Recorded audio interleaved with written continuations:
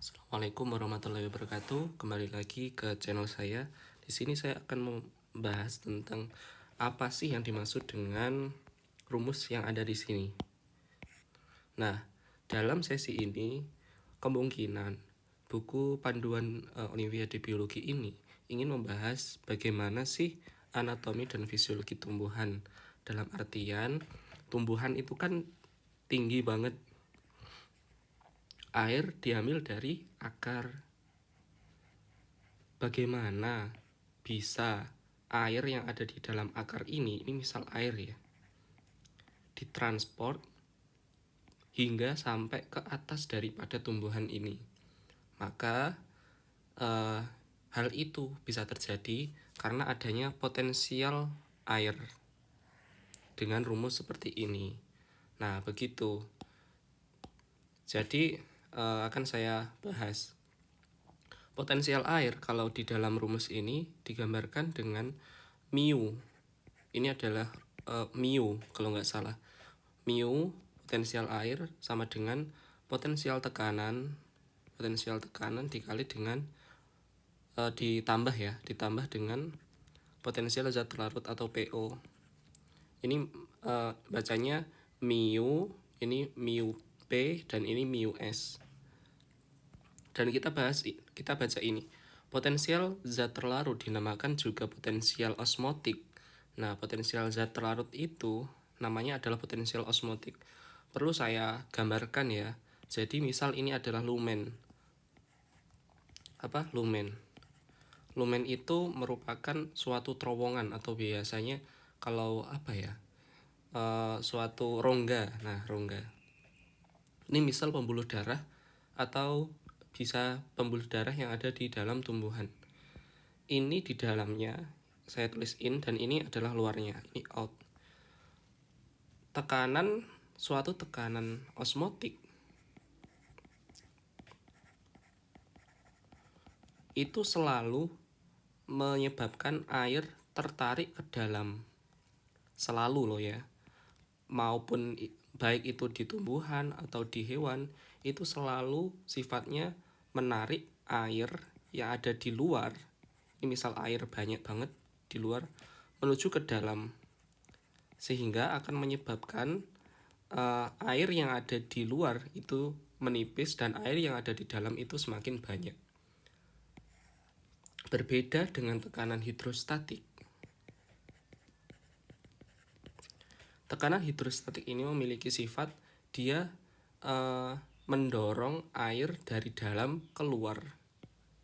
Jadi sudah jelas ya, kalau hidrostatik dia itu sifatnya mendorong air agar keluar, kalau tekanan osmotik dia itu menarik gitu. Biar mudah menghafalnya, osmotik menarik. Nah, itu ada persamaan katanya kan. Nah, itu untuk intermezzonya. Lalu, bagaimana cara mengukur dari potensial osmotik ini? Potensial osmotik ini intinya kalau dalam kalimat ini dapat dihitung dengan menggunakan persamaan yang telah dibuat oleh Van Hoff. Bagaimana isi dari persamaan tersebut? Isinya adalah sebagai berikut. Mu S sama dengan C atau osmolaritas dikali dengan R atau konstanta gas, lalu dikali lagi dengan T atau temperatur dalam Kelvin. Ingat ya, dalam Kelvin. Jadi meskipun ini rumusnya tidak ada perkalian, tapi kalau ada model yang seperti ini otomatis ya, seperti hukum di matematika. Jadi otomatis dikali, sehingga rumusnya akan menjadi seperti ini. Lalu ini kita akan baca yang kalimat berikutnya. Potensial tekanan dapat meningkatkan atau menurunkan potensial air. Potensial tekanan positif di dalam sel dinamakan sebagai tekanan turgor. Potensial tekanan negatif dapat terjadi jika air bergerak pada sel mati, seperti air yang bergerak pada tumbuhan xilem. Jadi suatu potensial tekanan atau suatu tekanan, misal ini sel ya, bila mana dia itu ada suatu energi yang mengharuskan air itu masuk ke dalam selnya, dan yang dimaksud di sini hanyalah air. Jadi suatu energi yang menyebabkan air itu masuk ke dalam sel, sehingga bila air itu masuk ke dalam sel yang ukurannya segini, dia akan menjadi besar karena di dalamnya banyak banget ini isinya air. Maka itu dinamakan dengan tekanan turgor.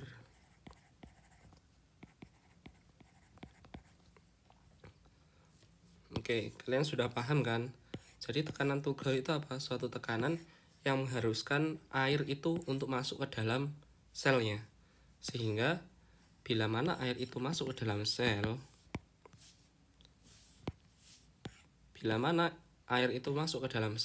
maka otomatis akan membuat sel itu akan menjadi membesar. Begitu ya. Oke, kita akan bahas pada kalimat di bawahnya. Contohnya, ini ada suatu percobaan. Percobaan ini tentang potensial air dan transportasi air melintasi membran semi-permeable. Ini dia ingin melakukan percobaan ya, bahwa bila mana suatu cairan yang mana itu air, ini saya akan gambar di sini. Bila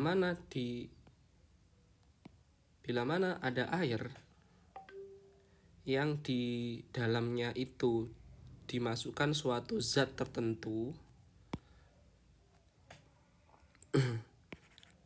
zat tertentunya ini di sini belum dikasih tahu kan. Di percobaan ini belum dikatakan zatnya itu apa, masih disebut sebagai larutan A. Bisa saja ini adalah suatu molekul daripada NaCl. NaCl itu adalah garam dapur.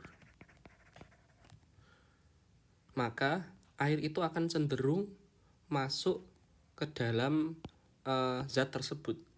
Sehingga karena seperti ini, mungkin pada bagian atau materi sebelumnya sudah diterangkan model yang seperti ini.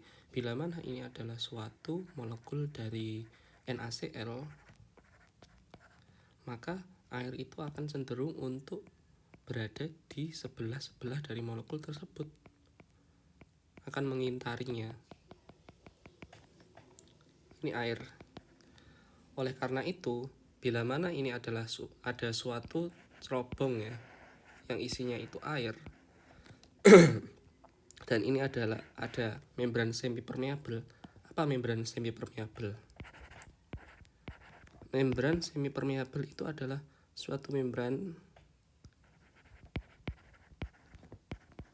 yang hanya memperbolehkan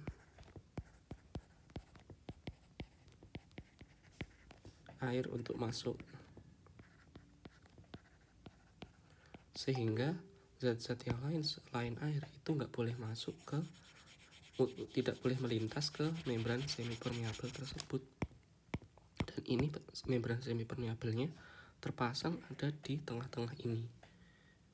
Bila mana ada air yang dituangkan di kedua wadah ini, mula-mula dia airnya itu akan seperti ini. Saya gambar ya, mohon maaf kalau gambar saya jelek. Ini airnya, ini membran semi-permeable. Bila ini ada hanya air doang ya, maka airnya itu akan mengisi seluruh lumen yang ada di sini. Nah, ruangan kosong yang ada di sini terisi semua.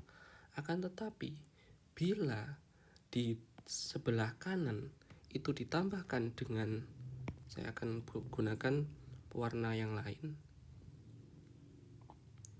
Nah, ditambahkan dengan NaCl atau garam. Nah,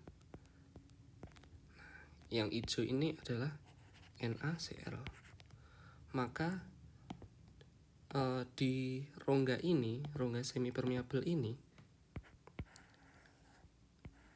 di lumennya ini, air akan cenderung ke arah kanan.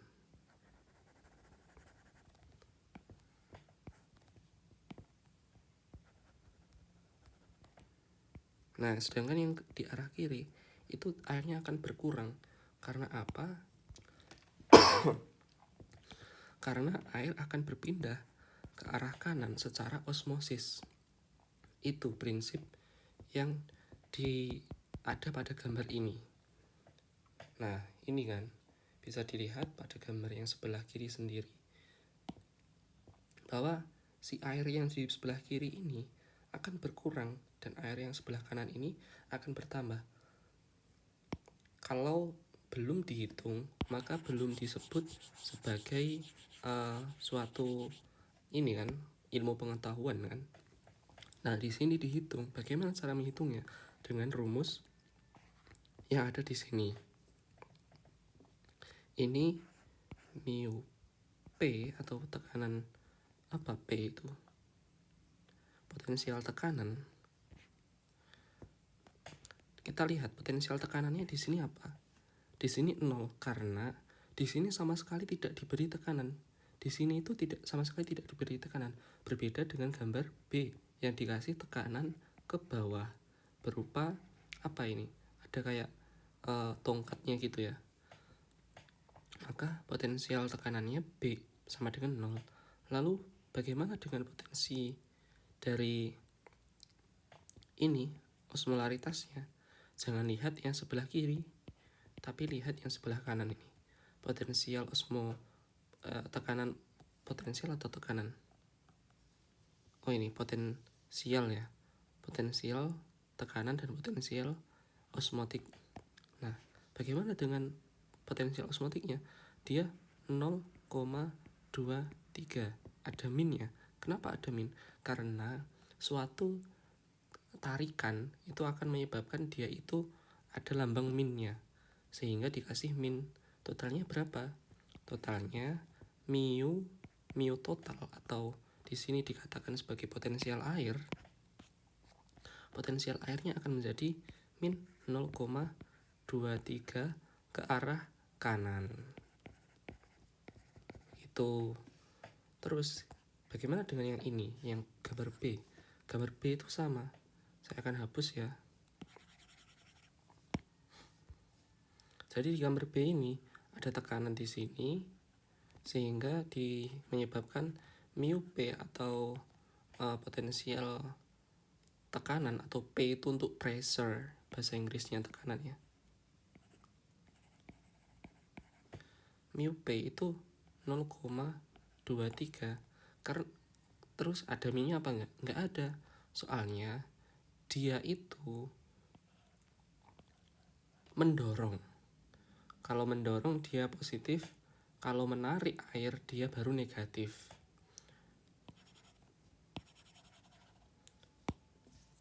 Lalu untuk potensial osmolaritasnya itu dia berapa? 0,23 juga, tapi ada minnya. Nah, akhirnya potensial total atau potensial airnya itu 0. Sehingga di sini digambarkan air yang ada di sebelah kiri dari labu dan juga air di sebelah kanan dari labu, dia itu sejajar.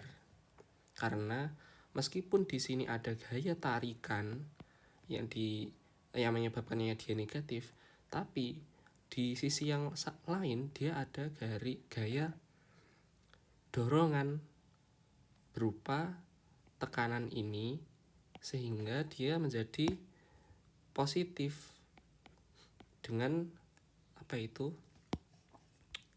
dengan nilai yang hampir sama, sehingga totalnya digambarkan sebagai potensial total air adalah 0. Nah, pun juga sampean cari tahu yang C dan juga yang D ini. Intinya dia itu ingin menggambarkan bagaimana sih suatu air itu kok bisa dari bawah hingga ke atas daripada tumbuhan ini. Tidak lain dan tidak bukan, salah satunya karena potensial air ini. Karena apa? Meskipun di dalam tumbuhan ini tidak banyak terdapat garam, akan tapi di dalam tumbuhan ini ada banyak mikromolekul lain dan mineral lain, sehingga membuat tumbuhan itu bisa tumbuh. Nah, oleh karena itu air yang ada di dalam di luar dari tumbuhan ini bisa masuk ke dalam lewat mekanisme yang saya sebutkan tadi, yakni potensial air. Tapi ini, soal yang seperti ini itu tidak ada di Olimpiade Semanesa Rule.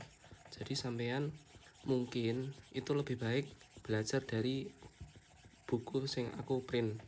Soalnya ini hanya keluar di OSN. Sampean baru kalau mau ke OSN belajar ini. Tapi enggak apa-apa, sama buat selang-seling itu lebih baik. Itu baik juga. Oke, wassalamualaikum warahmatullahi wabarakatuh.